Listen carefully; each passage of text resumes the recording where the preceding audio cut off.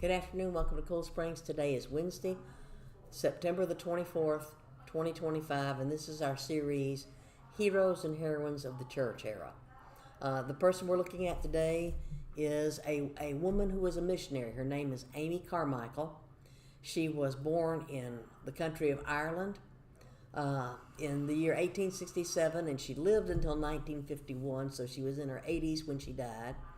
As a young woman, she felt a call to missions. She had experienced hearing mission stories from a variety of missionaries, and she felt a call to work in Asia. But she had some physical difficulties. She suffered from neuralgia, and so the first group that she had applied to become a missionary turned her down because of her physical condition. She waited for a while, and she tried a different mission board with the intent of going to Asia. She went briefly to Japan, but ultimately she wound up going to India and spending the rest of her life as a missionary in India, where a lot of her work involved rescuing girls and young women from some of the pagan practices of the culture that amounted to putting young women into forced prostitution. And she worked tirelessly for decades, even with her physical disabilities, to try to change the culture and rescue people from that lifestyle and share God's love and establish homes and safe houses for them to be in, to get them out of a bad lifestyle. For the last 20 years of her life, she was bedridden. Her neuralgia got worse and worse and worse to the point where she literally was suffering physically every single day. But she continued to try to witness to people.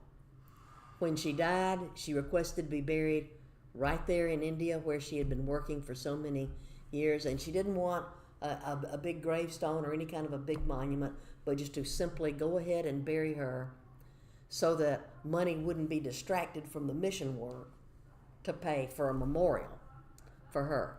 So Amy Carmichael lived in an era when, frankly, it was tough for women to get appointed as missionaries.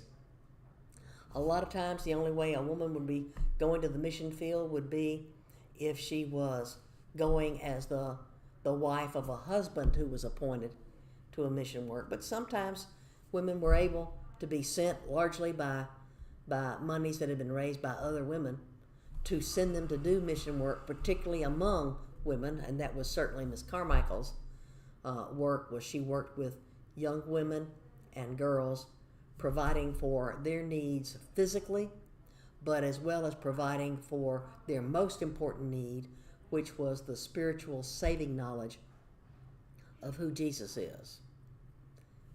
She could have asked to be sent home when her health broke to the point where she was bedridden. But she was at home on the mission field. And that was where she wanted to stay, to do what little she could still do as her body was wasting away, to try to be a witness for Jesus Christ, rather than going back home to Ireland and having people take care of her. She was still on the field to the very end. So she's an inspiring life story for us to read about and learn about, because she was willing to go and to stay, even through hardships, even through physical suffering, and to stay on the field until literally her life ended. Thanks for watching.